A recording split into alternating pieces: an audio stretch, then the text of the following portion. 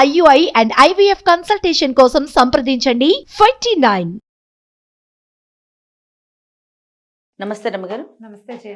మంచి కథ చెప్తారండి. పుణ్యాత్ముడి కథ చెప్తాం. ఓకే. మామూలుగా మనం కార్తీక పురాణం లాంటి గాథల్లో ఇలాంటివి వింటూ ఉంటాము. ఇంట్రెస్టింగ్గా ఉంది.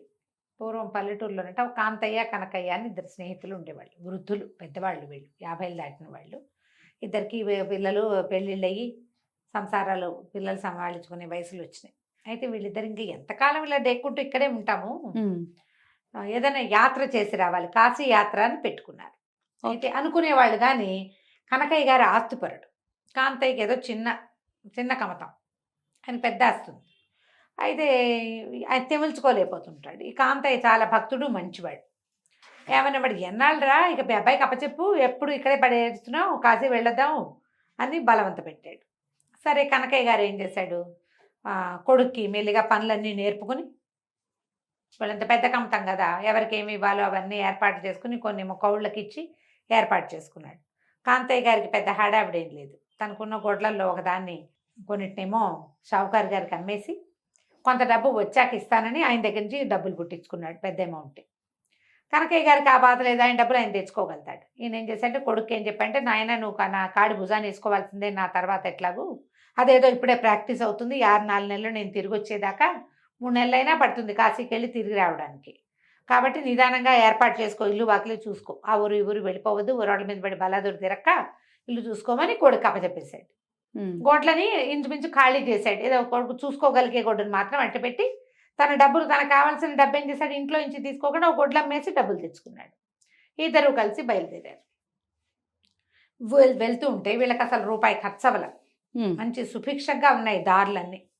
ప్రతి వాళ్ళు కాశీకి వెళ్తున్నారని తెలిసి, ఇప్పుడు మా ఇంట్లో అన్నం తినండి, ఇప్పుడు మేము పెడతామని అట్లా పెట్టి పెట్టి పెట్టి రూపాయి ఖర్చు కాకుండా వెళ్ళారు. ఒక 20 రోజులు ప్రయాణం దాదాపుగా ఇట్లాగే పోయింది. 20 రోజులు పట్టింది. ఈ నెల రోజులు దాదాపుగా. దీని తర్వాత ఏమైంది, అక్కడి నుంచి మెల్లిగా ఊళ్ళు సన్నగిల్లటం మొదలుపెట్టినాయి. పంటలు లేవు, క్షామం ఉంది. జనాల దగ్గర 3 నెలలు 2 ఏళ్ళ నుంచి వానలు లేవు, ఊళ్ళన్నీ డ్రైగా పచ్చగా లేవు, చెట్టు నీడలు తక్కువ, ఎవరు అన్నం పెట్టే స్థితి లేదు. అన్నం డబ్బులు ఇస్తే ఎండు చెక్కులు దొరికే పరిస్థితి, బోల్డ్ డబ్బు ఇచ్చినా కూడా. అట్లాగే సాక్కుంటూ వెళ్ళారు. వెళ్తే ఏమైంది, కొంత కాలం కొన్ని రోజులు గడిచాక ఒక చోట ఒక ఊరిలో వెళ్తూ ఉండగా, ఒక ఊరి చివర ఒక ఇల్లు దాటి వెళ్తుంటే ఈ కాంతయ్య అన్నాడు, అరే చాలా దాహం వేస్తుంది, మరి నేను ఏదైనా మంచిని దాగొస్తాను ఉండన్నాడు. అంటే కనకయ్య గారు అన్నాడు, ఈ లోపల నేను కాలు సాగిస్తాను, ఏదైనా చెట్టు కింద కూర్చుంటాలే, మరి నువ్వు మంచినీళ్ళు తాగిరా అన్నాడు. ఆ ఇల్లు వీళ్ళు రోడ్డు నడిచే తోవకి కొంచెం దిగువకి ఉన్నది. ఎండలో నుంచోటం ఎందుకని ఆయన కాలు సాగిచ్చాడు. ఇవేంటి, పగళ్ళు నడిచి రాత్రిళ్ళు ఎక్కడో చోట ఏదైనా బండో గిండో దొరికితే కొంత దూరం నడక అవుతుంది. ఏం చేశాడు ఈ కనకయ్య గారు, కాంతయ్య ఇంట్లోకి వెళ్ళాడు. వెళ్ళి ఏమంటే మంచినీళ్ళు ఇస్తారా అని కేకేశాడు. ఎవ్వరూ పలకల. ఈయనకు అర్థం కాలే, ఏమిట్రా సంగతి అని. వాకిట్లో బాగుంది కానీ నీళ్ళు తోడడానికి ఒక మట్టి కుండ పగిలిపోయి ఉంది, అక్కడ తోడడానికి ఏమి చాదలేదు. సరే లోపలికి వెళ్ళి ఒక గుమ్మం తలుపు సుమారుగా వేసింది, లోపలికి వెళ్ళి చూస్తే ఉంది, లోపల ఓ భార్య భర్త, ఓ ముసలి అమ్మ, 2 చిన్నపిల్లలు స్పృహలు తప్పిపోయి పడిపోయి ఉన్నారు. కబుక్కుని నీళ్లు తెద్దామన్నా ఏది, నీళ్ళు తెచ్చే సాధనం కూడా లేదు, అందులోకి వేసే కొండ కూడా పగిలిపోయింది, మట్టి పెడతా ఏవీ కనిపించట్లా. అని నేను పరిగెత్తుకుంటూ వెళ్ళి అవతలగా ఏదో దీనిలాంటి తామరాకు ఇంత పెద్ద ఆకు కనిపిస్తే దాన్ని ఇట్లా దొన్నిలాగా జుట్టి అందులోంచి నీళ్లు తీసుకొచ్చి ఆ చెరువులోంచి కాసిన నీళ్లుని పైన తెరిపిగా ఉన్న నీళ్ళని తీసుకుని వచ్చి ముందు ఆ ముసలావిడికి, చిన్నపిల్లలకి, వాళ్ళిద్దరికి 5-6 సార్లు తిరిగి మొత్తానికి నీళ్ళు పోసాడు నోట్లో. నీళ్లు దాగి కొంచెం తేరుకున్నారు. ఈయన గబగబా ఊళ్ళోకి వెళ్ళి కుండ చట్టి కొనుక్కొచ్చాడు. అక్కడి నుంచి ఏదో బియ్యం, కాసిన బియ్యము, పప్పు, ఉప్పు కొనుక్కొచ్చాడు. డబ్బులు ఉన్నాయిగా ఈయన దగ్గర, తెచ్చుకున్నాడు కదా షావుకారు దగ్గర. ఇప్పటిదాకా పెద్దగా ఖర్చు అవ్వాల, భోజనాల ఖర్చు కొంచెం అయ్యింది, కొంతే అయ్యింది.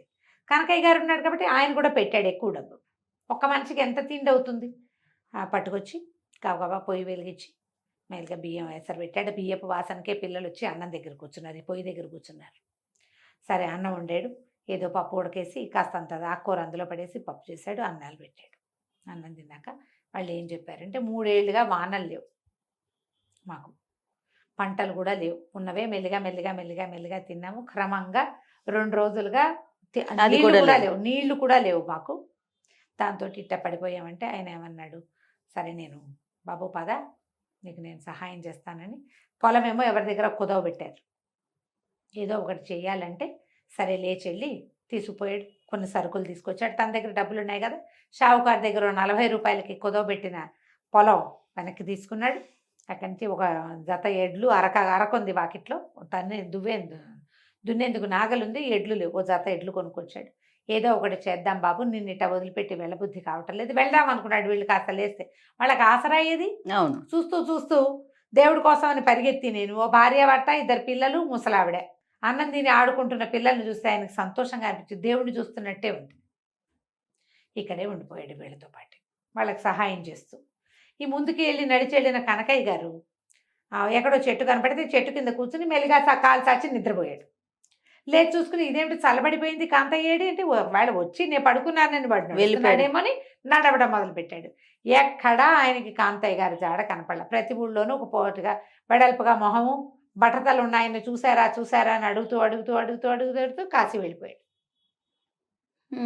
నెలలు గడిచినా ఈయన ఇక్కడే ఉండిపోయాడు. ఈయన ఏం చేశాడు, ఇక్కడ వీళ్ళతో పాటు ఉండి అతను చెప్పాడు, ఆ రైతు బాబాయ్ ఎన్నాళ్ళని ఉంటావు బట్టి ఎంతో కొంతకాలం అయినా మీరు బతకగలరన్న నమ్మకం వచ్చాక వెళ్తా, బతకాలి, అంత బతుకుతారు పర్వాలేదు, నేను చూస్తూ ఒక కుటుంబం మొత్తానికి చావు చూసి వెళ్ళలేను నేను అని చెప్పి ఆ పక్కనున్న స్థలం వాళ్ళదే చక్కగా దున్ని ఇతనితో పాటు కూరగాయ ముక్కలు పెట్టి కూరగాయలు అమ్మటం మొదలుపెట్టారు. కూరలు ఏముంది, ఇప్పుడు పంటలు అంటే 4 నెలలు పడుతుంది, కూరలు నెలన్నర తిరిగేసరికి ఆ కూర 10 రోజులకే పదన వచ్చేస్తుంది కదా. ఆ కూరలు పెట్టి మెల్లిగా కూరగాయలు అమ్మించి వాళ్ళు పర్వాలేదు ఇది నడుస్తారు అని అనుకున్నాక వెళ్ళొస్తానన్నాడు. ముందంతా పిల్లలు వెళ్ళమని వీళ్ళు అన్నారు, కానీ తర్వాత అలవాటు అయ్యాక తాతను వదిలిపెట్టల. పిల్లలు తాత అనేవాళ్ళు, ఆవిడేమో తమ్ముడు అనేది, ముసలావిడే, ఇక కొడుకు కోడలేమో బాబాయ్ అనేవాళ్ళు. ఏం చెయ్యాలో తెలియక అట్లాగే ఉండిపోయాడు. నెలలు గడిచిపోయినాయి. తీరా డబ్బులు చూసుకుంటే ఆయన దగ్గర 12 రూపాయలు ఉన్నాయి. ఇప్పుడు ఇవన్నీ కొనిపెట్టా కదా, నా డబ్బులు నాకు ఇవ్వండి అంటే ఇంకో సంవత్సరం పోయాక ఇస్తారు వాళ్ళు, ఇప్పుడేటా ఇస్తారు. ఈయనేమనుకున్నాడు, నా బందాయి 12 రూపాయలతో కాశీ ప్రయాణం నేనేం చేస్తాను, ఈ దారిలో ఏదో వీళ్ళు రొట్టెలు చేసి పెడతారు, చేసిస్తారు, ఒక 10 రోజులకు సరిపోతుంది, ఇంకేదో కొనుక్కుని తిని మెల్లిగా ఇల్లు చేరదాం, ముందుకి పెద్ద అవసరం ఉండదు కదా, ముందంతా 20 రోజులు బాగా నడిచారు కదా. సరే అక్కడి నుంచి ఏమనుకున్నాడు, వెనక్కి వెళ్ళిపోతాను రే నాయన అని వెనక్కి వెళ్ళిపోయాడు. ఇంటికి వెళ్ళిపోయాడు. ఇంటికి నడవడం మొదలుపెట్టాడు. ఈ లోపల కాశీకి చేరాడు కదా కనకయ్య గారు. ప్రతి ఊళ్ళోనూ బట్టతలు ఉన్న మనిషిని చూసారా అని అడగటం మొదలు. ఎక్కడా దొరకలా. చివరికి కాశీ విశ్వేశ్వరుడి దేవాలయం చేరుకున్నాడు ఆయన. కాశీలో ఏదో అన్నసత్రంలో దిగాడు. వాళ్ళు ఏదో 2 జతల బట్టలు ఉన్నాయి ఆయన దగ్గర, అంతే. భోజనం పెట్టారు. దర్శనం వెళ్ళైందండి, వెళ్ళండి అన్నారు. ఈయన దర్శనానికి వెళ్ళి గుమ్మం దగ్గర నిలబడితే అందరూ వచ్చిన భక్తులందరూ ఏం చేస్తారు, కాశీ విశ్వేశ్వరుడి దగ్గర నేల మీద చేతులు తల ఆనిస్తారు. ఆ ఆంతున్న తల తలతల్లాడుతూ బట్టతల కనపడింది ఈయనకి, ఒక తల. చూసేసరికల్లా కాంతయ్య, ఓరిని నాకంటే ముందు వచ్చి దర్శనాన్ని కూడా కుదురుకున్నాడు వీడు అనుకున్నాడు. అనుకుని కనపడతాడు అనుకున్నాడు. దర్శనం అయ్యాక చూస్తే కాంతయ్య కనపడలా. అక్కడి నుంచి ఈయన సాక్షి గణపతి దగ్గరికి వెళ్ళాడు. సాక్షి గణపతి, డుండి గణపతి దేవాలయం ఉంటుంది, కాలభైరవుడి దగ్గర, ప్రతి చోట ఈయన కనపడ్డాడు. దూరం నుంచి ఆయన బట్టతలు నిగనగలాడుతూ కనపడుతున్నాయి దూరానికి. 5-6 చోట్ల మన మణికర్ణిక ఘట్టం దగ్గర కూడా కనిపించాడు. ఎవరినైనా అడిగితే మేము చూడలేదంటున్నారు, ఈయనకి మాత్రం కనపడుతున్నాడు.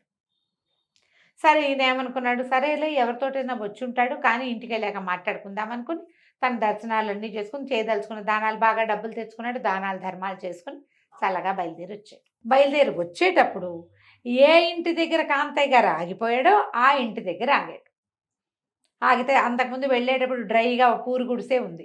ఇప్పుడు గుడిసె నిండా పాకిన ఆనపాదులు, చుట్టూతా ఉన్న బీరపాదులు, మొత్తం అంతా సస్యశ్యామలంగా ఉంది. ఒక గుంట ఉంది, దాని నిండా నీళ్లున్నాయి. మంచినీళ్ళకి వెళ్ళినప్పుడు నా స్నేహితుడు ఇక్కడే మంచినీళ్ళు తాగాడన్నాడు. అటగా పేరేంటండి అని అడిగాడు అతను. కాంతయ్య బాబాయ్ మాకు తెలియపడం ఏంటి, 3 నెలలు మాతోటే ఉంటాను, ఇవాళ మా బతుకు ఆయనే కారణం అని చెప్పాడు కుర్రాడు, ఆ రైతు కుర్రాడు.